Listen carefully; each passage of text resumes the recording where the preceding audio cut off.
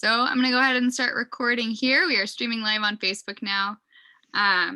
Welcome everyone to the March installment of the Susitna River Coalition's Winter Speaker Series. First of all, we want to thank all of our sponsors at the Talkeetna Community Council, the Chase Community Council, and the Susitna River, the Jessica Stevens Foundation. We'd also like to thank all of our individual generous donors that make events like this possible.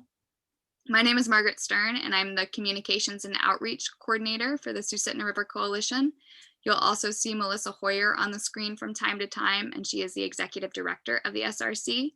And we are so happy that you are here to join us to listen to Sue Mauger, who is a Science and Executive Director of Cook Inletkeeper. And she is here today to talk about salmon habitat and a warming climate. And yeah, I will pass it on over to Sue. Thank you, Sue.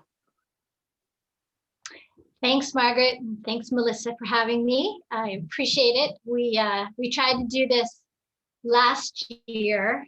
I think I was scheduled for March 30th, 2020, in person, up in Talkeetna.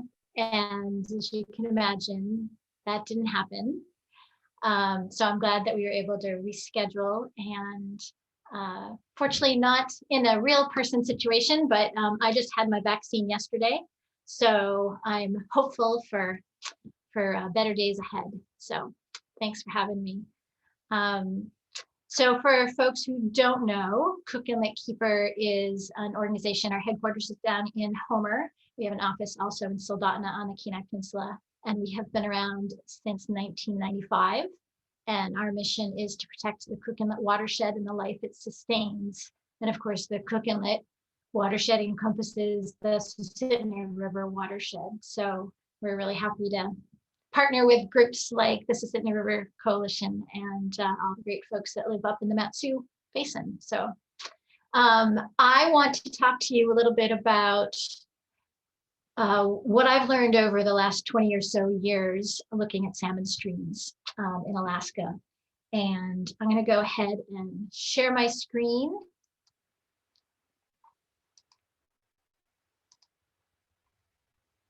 All right. So I am been thinking a lot about this last year and some of the highlights from the year. And one of them was, and I'm sure many of you also experienced this joy, was going out last summer morel hunting. And it was one of the few times that I actually got up into the Susitna Valley last summer. And one of the things that it allowed me to do is to really take stock of the forest around me. And I was really noticed the dead trees. You all have been experiencing the spruce bark beetle infestation in recent years, and you can really see that, those dead, tall, reddish trees. And that really reminded me of when I first moved up to Alaska, where the Kenai Peninsula was in that same moment of time when the forest was dying. And I started here at Cook Inletkeeper with the task to understand whether our salmon streams were going to be in trouble because the forest was dying. And of course, it's just that the trees are dying, the forest isn't dying in a long-term cycle, but if all of your trees are dying, what does that mean for salmon? So I went off with all of my handheld water quality meters and started doing some field work looking at streams here on the Kenai Peninsula. And what I found was that our streams were pretty warm, warmer than I expected. I was just recently up from Oregon and didn't really know what to expect for a salmon stream. Should it be 55 degrees or 65 degrees? And so what I noticed was that it was a little bit warmer than I expected. It was in the high 60s. And so I started putting data loggers in a number of streams to see what was going on, if all the streams were also warm. And so that was back in 2002. And that basically started a very large project that took place from 2008 to 2012, where we looked at streams all over Cook Inlet. And these are streams that are sourced from non-glacial water. So these are not the big Susitna or the Matanuska River or the Kenai River. These are a lot of the non-glacial rivers that often flow into those systems or drain other non-glacial landscapes. And what I found in looking at all those streams, and this was work that was done with many partners all over the watershed, lots of volunteers and community members and organizations helped to do this work. And what we found is that we had some very warm streams and we had a lot of really cold streams. There was a great variety across the landscape. And one of the things you might notice from this map is that a lot of the red watersheds, which are the ones that were the warmest streams, and this is from the year 2009, is that a lot of them are up in the Susitna Valley, and that they drain the west side of the watershed.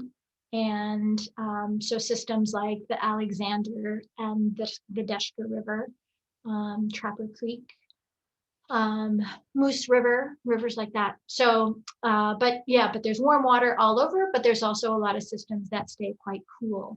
So that was our first real understanding of the variety, the diversity of habitat we had across the watershed. But one of the things all that data allowed us to do was to answer the question, are these streams warmer than they used to be?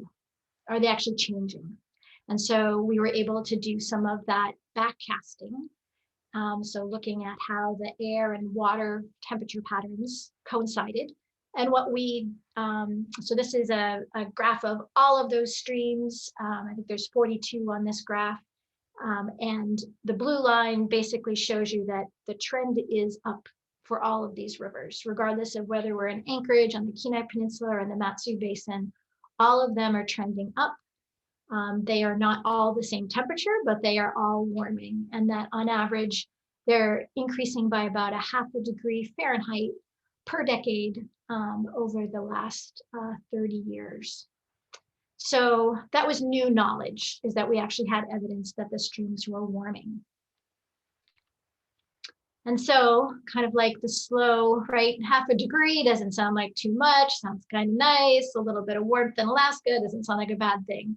So I think, that slow rise kind of masked the fact that we were actually seeing significant change in these river systems. So now we want to think about looking forward. What does this mean for the future? And so this is a graph of the exact same information that is in that map, just shown differently. And the first thing you'll notice is that there's a lot of diversity, right? All these streams, they have different temperatures. Again, this is 2009. And the range goes from about 56 degrees on up to about 73 or 4 degrees. And these are the maximum weekly temperatures in 2009. So these are the warmest temperatures all summer.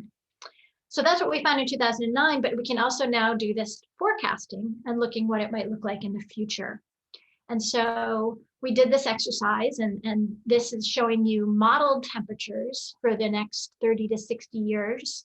And in all cases, the temperatures are warming, and the thin lines are what we expect up until 2039. And then the thick line is what we expect up to 2069. And the reason that there's a range of temperatures is that there's a lot of different climate models. Some of them are a little more pessimistic than others. Some of them build in the idea that we're actually going to make rapid change in our carbon emissions and things are gonna, kind of top off and stop getting continually warmer, and some are a little more pessimistic. So that's why there's a range in options. So this was kind of where our understanding was when we published this paper in 2016. And yeah, it looks a little dire, in 50 years, we're going to have some warm temperatures. More and more of these streams are going to be above that 68 degrees Fahrenheit or 20 degrees Celsius kind of threshold where we know that salmon are really feeling a lot of stress. And then 2019 happened. And so the orange dots here are the actual temperatures that we measured in, I think, 16 of these streams. And we actually reached or exceeded the temperatures that we thought we were going to hit not until 50 years in the future. So we just like fast tracked. We saw temperatures we didn't think we'd see until 2069 in 2019. So that was pretty eye-opening, I think, for a lot of people. There were salmon kills across the state. There was a lot of evidence of salmon holding lower in the river, waiting for things to cool down before they would move upstream, which impacted a lot of commercial fishing catches. So yeah, 2019 was pretty notable. And we saw these warm conditions and low water conditions all over the state. It impacted the physiology and behavior of the adults in all 5 species of wild salmon, and impacted commercial fishermen, sport fishermen, and subsistence fishermen. So a pretty kind of a turning point, I think, in people's understanding about how our warming climate might impact our salmon. We also don't know very much, like we saw that for the adults. We don't actually know what the repercussions might be for the eggs or the juveniles that were in the gravels or in the freshwater when those temperatures hit. So that's something that we're kind of keeping an eye out over the next few years as we wait for those returns to come back and see how it impacted the juvenile and eggs. So with all that, for me, it brings up some questions that we should explore as a scientific community, as a fishing community, as the managers of these systems, and as citizens. So the questions it brings up to me are we doing enough to monitor and manage our fisheries during rapid climate change? Are we doing enough to build resilience and to protect habitat diversity with land management tools? And are we doing enough to draw down our emissions and address the climate crisis to give salmon a fighting chance? So these are the 3 questions I'm going to kind of explore a little bit, and that I hope maybe some of the conversation at the end can dive into. So I want to turn to the Deshka as a place to think about some of these questions. So the Deshka River was one of those that was very warm back in 2009. It was very, very warm in 2019. This is actually on the Deshka. This is a picture of the Deshka, and you can see my thermometer there had hit 24.8 degrees Celsius. So, we're in the high 70 degrees in that river.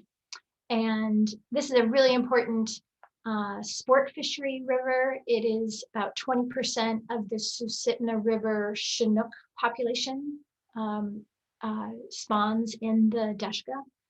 It's also a really important source of fish for the Chinook subsistence fishery. So really important river, and it's very warm.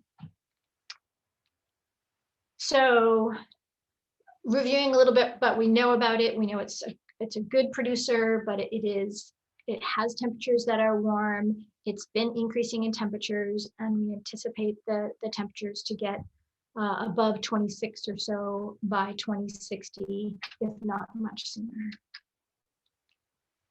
So what are we doing to actually monitor and manage our fisheries? Well, the 2 tools that we have presently in this system is, Fish and Game has had a weir on this river since, I think it's 1975. So they have been counting the movement of adult fish into this river for years as their tool to manage the fishery on it. And we have fish weirs all over the state, and they're a really valuable tool. And part of the reason why we have had successful fishing for so long is by having, managers in local streams paying attention to how things are changing. So in 2013, we added a real-time temperature site to this just below this station. And so now we actually have not just the knowledge about how many fish are in the river, but we also now understand what the temperature in real time is. We can see how the temperature is impacting the movement of fish into this river. And so that allows you to look at things like what this graph is showing you. So this is the Deshka in 2019, and the Chinook count is in blue, and the average daily water temperature measured at that real-time site is in orange. And the yellow line is the 20-degree or 68-degree temperature line, just to give you a sense of when things start to change. So if you look at the Chinook count, and where things are picking up the first week in June, and then we have some nice returns, getting good daily counts of almost 800 by middle of the month, and then all of a sudden things start to drop, and you'll see that the temperature has begun to rise, and once we get above 20 degrees, we see the fish stop moving. And they pretty much stopped moving for a full week as those temperatures reached high into the 70s and even hit 80 degrees. And then temperatures came down, and you saw this huge slug of fish that had been holding way down low suddenly move through the weir and start to head upstream. But then the temperatures started to rise again, and the fish slowed down. So to actually have these two pieces of information help you really understand what some of those thresholds are, and think about how the fish manager can make decisions based on this information in real time. So this is a great example, but it's one of the few places that we actually have this kind of paired information really across the whole state. So we know that there's a lot of, the Deshka is a huge river system. So measuring fish movement and temperature in only one location isn't really going to tell us enough about this system. So in 2017, we decided to go ahead and do a much more intensive effort at understanding how temperatures vary within this river system. And so we worked with the Fish and Wildlife Service and started a 5-year effort. We've got temperature loggers at this point, it's over 80 sites. 62 are at these clusters, at tributary clusters. So we'll have a logger in a tributary, and then one up and down from that tributary. And so we've been doing that. This will be our 5th year this summer, and we've learned a lot. It's all done by canoe because there's no road access. We jump in at Petersville or Oil Well Road and get into the river up top there by Talkeetna, and then we drop down to the mouth of the Susitna, to the mouth of the Deshka at the Susitna. So it's a great 65-mile paddle, and we get to know the river very well. And in 2019, Fish and Wildlife Service added doing some juvenile salmon trapping. So trying to understand how the juvenile salmon were responding to specific temperatures in the river. And so, we've got some good data from that, especially during 2019 when it was so warm. So it was nice to be out there to catch that event. So now we're beginning to gain more information, not just about the adults, but also about the juveniles. And then, so I never really have enough temperature data. I always want more temperature data. So the next step was to actually try to get temperature data at a much finer scale. So we contracted with this company, Quantum Spatial, to get 32 miles of thermal imagery on the Deshka River. And this is part of a Alaska Sustainable Salmon Fund grant. And we, with this thermal imagery, we actually can get temperature data at like a 2-foot by 2-foot pixel scale. So incredible density of information. And the goal of it is to really understand that fine scale thermal heterogeneity, to understand where discrete cold water areas are that might be really important for those fish trying to avoid warmer temperatures, and ultimately to guide conservation action. So if there are particular places that are really cool and key locations for salmon, we want to make sure that we protect those and that we don't let that begin to unravel over the years. So what do you get? You get really amazing imagery of temperatures.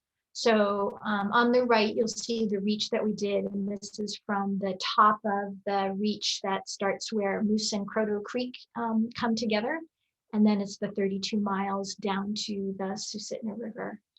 And the green flags you see are where we actually have in-stream data loggers, which we can use as quality control on the imagery. But ultimately, what we're looking for are images like what you see on the left, where the different colors, they use different color ramps to represent different temperatures. So I'll go through a series of some of the neater images and give you a sense of what we're learning.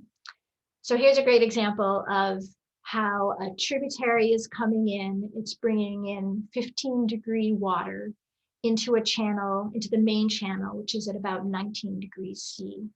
And so we're going from temperatures that are manageable for salmon into temperatures that are beginning to become increasingly stressful.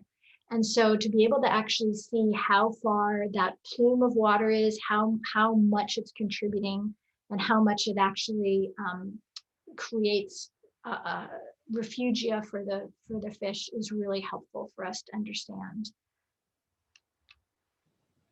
Here's another example where the tributary is bringing in cooler water, but not a lot. It's only a degree or so, but it's having an influence all along that bank. So that water stays separated for a great distance so that you have real differences from one side of the channel to the other. So when you start thinking about, how, fishing and, where you would want to be, allowing people to put cabins, or like there are things that you would think about that this might help inform, like knowing that one side of that river is more important than the other in terms of that cold water story, understanding the value of that tributary beyond just its magnitude of difference in temperature, because it also has an extent of influence that's important to think about. So this is an image of another tributary on the right. You can see another example. And then, so we actually found 18 significant tributaries in this 32-mile reach that bring in colder water. And so this is the top line you're seeing in the red, and then the black is the main stem of the Deshka. And then the blue crosses are where the tributaries are coming in and their differences in temperature. So this is a great map, a little treasure map of where these important places are. But there's also something else we found, and that is that there are a lot of places where temperature groundwater, and that's, I guess I haven't done a very good job of explaining where this cold temperature is coming from. So it's often groundwater that's moving into the surface water, and that groundwater is much cooler than our surface water. Our groundwater tends to be about the temperature of your annual air temperature. So for us in Alaska, we're somewhere between 4 and 7 degrees. So in the about like 40, 38 to 46 or so degrees Fahrenheit is what our groundwater temperature is. And so when you're bringing that temperature into a surface water that's 80 degrees, that's a significant difference. So we found lots of places where, especially on cut banks, where you have groundwater that's directly hitting the surface water. And so then you create, especially if you have a juvenile salmon, really lovely under, by the bank habitat that would be cool and would get you out of the main flow of the river. And those could become, those cut banks would be really important places for the fish to be hanging out during the warmest part of the day. And so when we actually map all of those, we've got about 250 locations where there are really cool spots. And this is, to me, this feels like helps explain why a system that is so warm is actually able to be productive. It's because it has this diversity of fine scale temperature, different temperature habitats that the fish can use throughout the year in different ways. And the other thing that's really interesting, if you look at this graph, is you're seeing a pattern of the main channel getting cooler as it goes downstream. And that's actually fairly unusual. You typically see a river system as it gets bigger and wider and you get more solar radiation hitting the river, you generally tend to get a little bit warmer. But because of all of this groundwater and these tributaries bringing in cooler water, it's actually helping to buffer that tendency to just get warmer as you increase in water. So that's really interesting, and also it highlights the critical importance of these groundwater connections to keeping the Deshka a viable salmon stream into the future. So our hope with this work, with the thermal imagery, which we'll be doing a bunch of ground truthing of this summer, is that this kind of treasure map of cold water refugia can help guide landowner outreach, land conservation, and fisheries management actions. And our goal is ultimately to keep the Deshka a salmon stronghold into the future. It's 20% of our Chinook population in the Susitna. So this is a really important system. And so we need to understand these finer scale patterns so that we make decisions now that make sure that this river is still carrying fish in 50 years.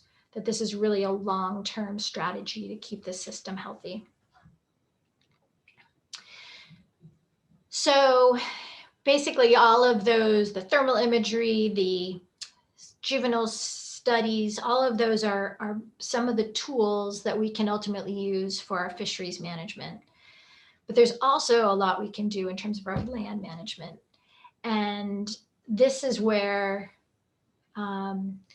groups like the Susitna River Coalition and other community groups really can be an important voice in helping to talk about the importance of things like repairing vegetation for shade and protecting cold water habitats as a really critical piece to build resilience against increasing temperatures. So, land some of these issues. And so being a voice for keeping our streams with healthy vegetation and cold water habitats intact is a really important strategy for keeping the system resilient. Another thing that we haven't talked a lot about, is the chain. So low and high flows was something else, or low flows are what we saw in 2019 when we had really warm and dry conditions. And those low flow conditions can be as challenging for salmon as high flow conditions can be. So one piece of research that I don't have time to go into today, oh gosh, it's already 6 o'clock, it looked at the role of flooding in Chinook populations, and ultimately the importance of wetlands and having riparian buffers was really obvious from that research, that we needed to do things to keep our fall floods from being really devastating to the eggs that are in the gravel. And one of the ways that you do that is by having healthy wetlands that can help keep that water on the landscape and not right into the river channel. So these kinds of things, I think one of the things that gives me hope is that there's groups like the Susitna River Coalition, there's the MatSu Basin Salmon Habitat Partnership, groups that are paying attention to these land use issues that are impacting our salmon habitat. And so if you took nothing else from this talk, these are the things that we need to protect for the long-term resilience for salmon habitat. And then the last thing is, climate change is happening, and we have a role in how fast we begin to turn the story around, how fast we begin to draw down our carbon emissions. And so, are we doing enough to draw down our emissions and to address the climate crisis to give salmon a fighting chance? And I think we're starting to. I think there are signs of groups that are really beginning to take local action. We've got some great programs down here on the Kenai Peninsula. There's the Anchorage Climate Action Plan that's getting a lot of attention. And I did a little searching around to understand what's happening up in the MatSu and didn't find a lot. And so I'd be curious to see what you guys want to share about what's going on in the MatSu Valley, and what you feel or what could happen that might help this, part of this region in Cook Inlet be more engaged in the climate conversation and climate action, because ultimately, salmon is, I think I have one.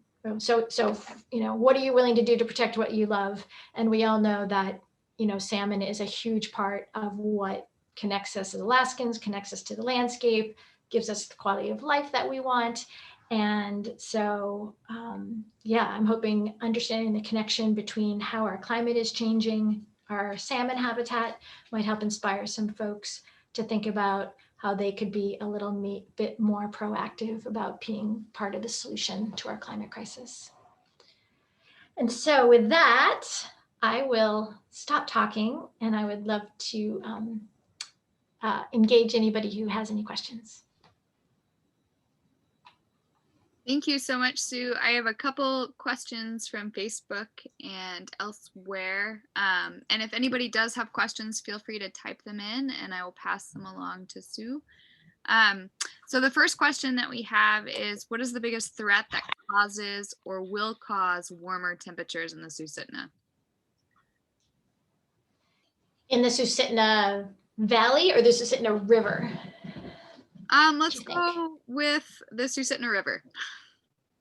The Susitna River, okay. Well, the Susitna River as a glacial river actually is likely to get colder in the near term, because we're going to see, if we have summers like 2019, I suspect folks who lived along the Susitna saw huge water levels and really cold water, because we were starting to see some of the glaciers melt up high in the system. But in the non-glacial rivers, the loss of shade and increasing air temperatures are really what are driving those warm temperatures. Great. What about in the valley as a whole? Not great, but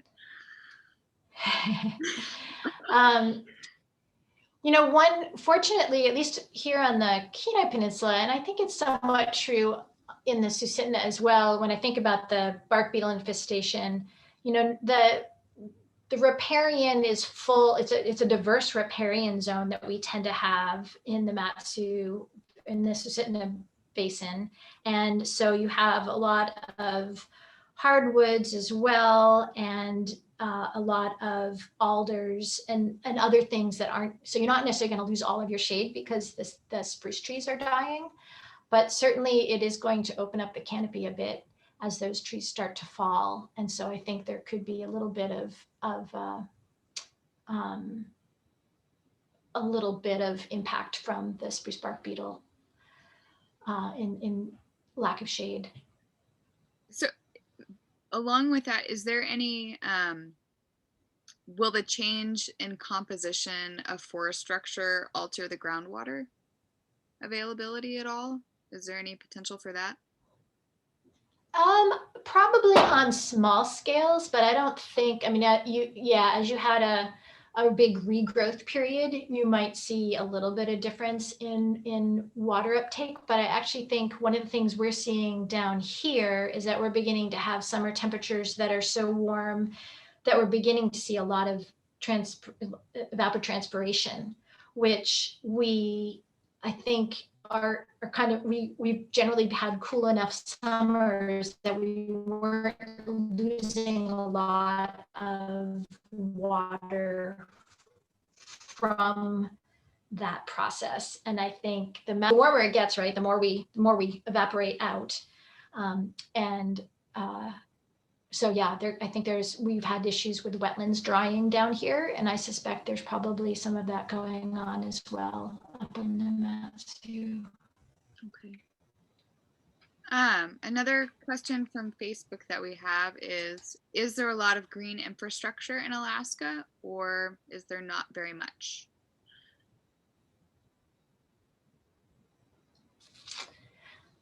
I don't think there's a lot. There's an awful lot of undeveloped landscape, right? So that is the best green infrastructure you can have is undeveloped. But there, kind of in the core area. So I'm thinking more in the Wasilla Palmer area. I think we're at that point where we're beginning to transition, that we're starting to infill a little bit and are losing some of that. We're doing smaller lot sizes and we're losing a little bit of that. But compared to other places, our impervious surface is probably not too high, except maybe in Anchorage or maybe downtown Wasilla. So we're probably doing okay on that scale. But when we begin to look at this stuff on like a 50-year time scale, we need to think about how do we prevent, just because we're on the beginning of a curve doesn't mean that we can't begin to influence the shape of that curve in the future. So having some land use planning, zoning, and things that will ensure that we keep some green infrastructure. I know that there's been some efforts with different projects to try to put in swales and different kinds of water retention and things to help slow down the impact of paving things over. So I think there is some understanding of the need for those types of practices. Let's see. So are Chinook in particular susceptible to warming water? Because of their body size, or is that just kind of a focus of this particular study? One of the things I didn't talk about, because I am a freshwater ecologist, is that we have the challenge of having our ocean changing as well and warming. And so one of the reasons that we do tend to talk about Chinook and coho when we talk about freshwater changes is because they spend a year or two in the freshwater, whereas the, pinks don't spend very much time.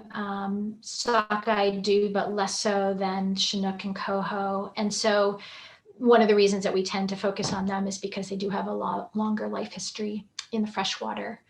Coho have a little bit more resilience in that they tend to go much farther up into the watershed. Like they will use every little bit of the tributary structure for their rearing habitat. And Chinook tend to stay a little bit lower in the watershed where the water tends to be a little bit warmer. So I do think that because of their habitat niches, that Chinook are a little more susceptible to it.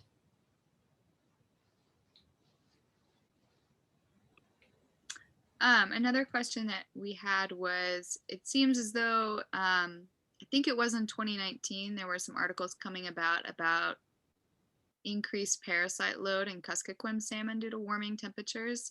Do we expect to see similar things in the Deshka?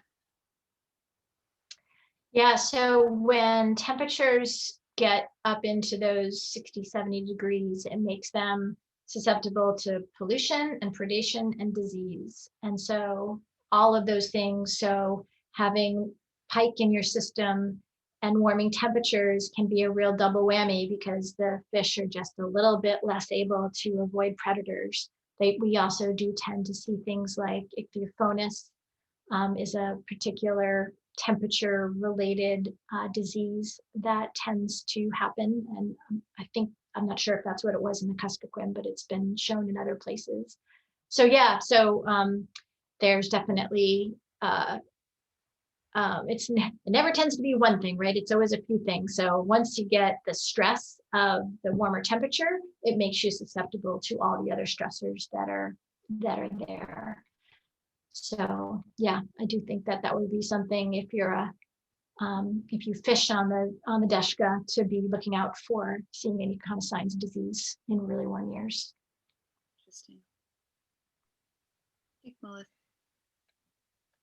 Sue, this is Melissa. Hi, I just wanted to add, thank you so much. This has been really interesting. You had asked what kind of things are happening in the MatSu and especially in the upper Susitna. And I just want to remind folks who are listening that right now the borough is working on a wetlands ordinance that SRC has been closely following and participating in. And there's a number of opportunities over the next few months for the public to engage and continue to engage in that. And I think that clearly goes along with a lot of what you're saying, you know, just more stressors, lack of habitat, how important some of this really robust, amazing habitat we have in the MatSu, especially farther to the west. And then also just a flag for people that right now the West Susitna Road is being discussed, which is a 100-mile road going, you know, into that whole area with dozens and dozens of salmon stream crossings into areas that are pretty pristine right now. And so that's something we're also watching. I know Inletkeeper is involved with that a bit as well. And so just want to be flagging for folks that as we're, you know, Sue is talking about all the stressors, there's a lot more stressors that could potentially be coming, and to be involved that way. And then also just something to be proud of, we do have one of the largest solar arrays in the state in the MatSu right now. So things are good in that angle. And we did, I saw you mention Solarize in your presentation. We did have a very well attended Solarize presentation last fall, and there are more options happening. I know there's a group of people working to expand solar operations in and around the Upper Sioux area as well. So there's a lot of good things happening kind of on the other side too, but definitely would love to keep folks involved, and things like this are just so helpful to see and hear, and we're so thankful that you've been tracking this and monitoring it. So I'll pass it back on by. So I'm going to throw a couple of those in there. Thanks very much for having me. I appreciate it, and keep up the good work, and look forward to continuing to work with you guys in the future to protect our watersheds. Does anybody have any more questions before we call it? So is this being used as a kind of proof of concept to go and study other watersheds and river systems throughout the state? So we've actually, the proof of concept for the thermal imagery has already been sort of done. We did this work on the Anchor River years ago, and it was actually super successful in that we were able to connect landowners with maps showing their really critical habitat, like that they had really important cold water refugia on their property. And then they could work with our local land trust to put an easement or to actually purchase the property. So there are some real conservation actions that can come out of the thermal imagery particularly. But the whole package, the whole 5-year package of doing this intensive temperature work with the juvenile salmon work, yeah, that is a model that we're beginning to move around the state. So we'll be doing some of this in the Little Susitna River. And I know the Gulkana is another system where they're looking to do this.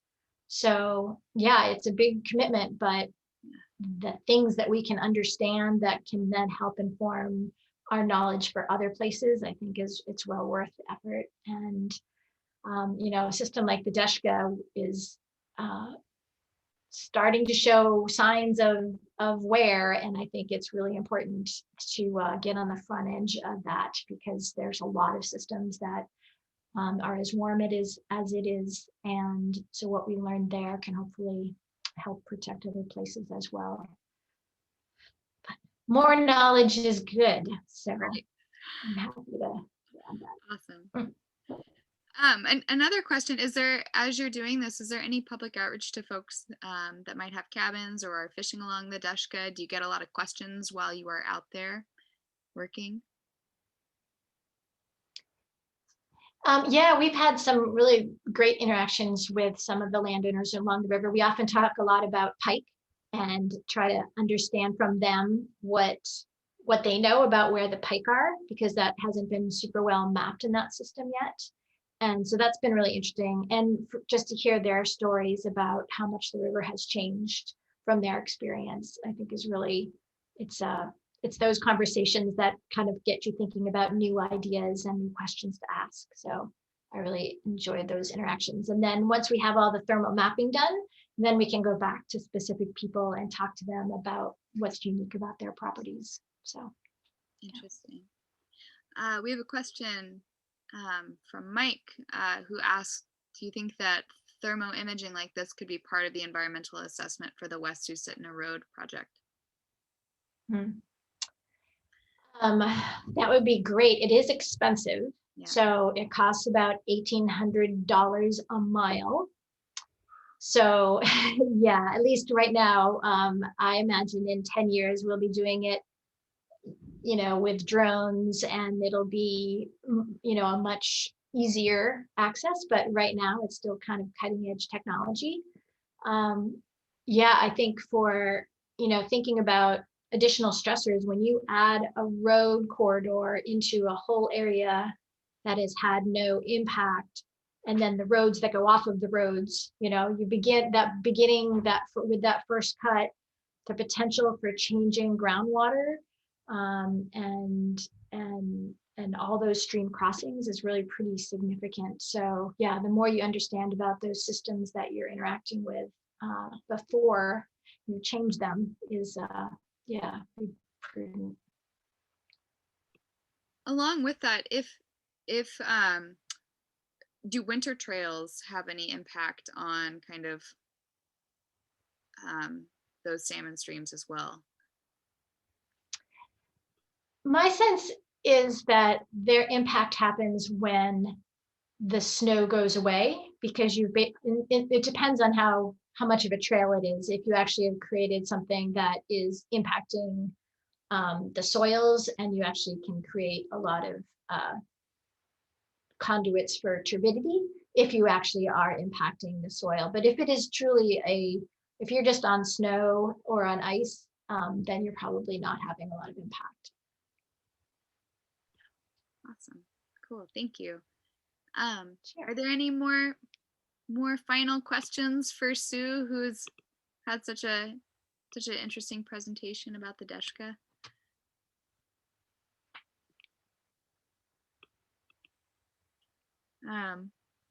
Well, it doesn't seem like we have any more questions right now. But if anybody does have any in the future, please feel free to send them my way, and we'll try and get them answered for you. You can go to the Facebook page for SRC or our website. And Sue, thank you so much for coming and talking to us today. This has been incredibly fascinating and just so much food for thought moving forward for the watershed. Thank you. My pleasure. Happy to be here. Yeah. So thank you everybody for joining us.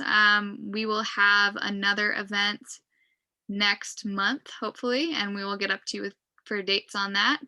And feel free to go to the SRC website and sign up for our newsletter for all the information on the West Sioux Road, as well as the Supplemental Wetlands Mitigation Ordinance and all the other information and projects that we're working on right now.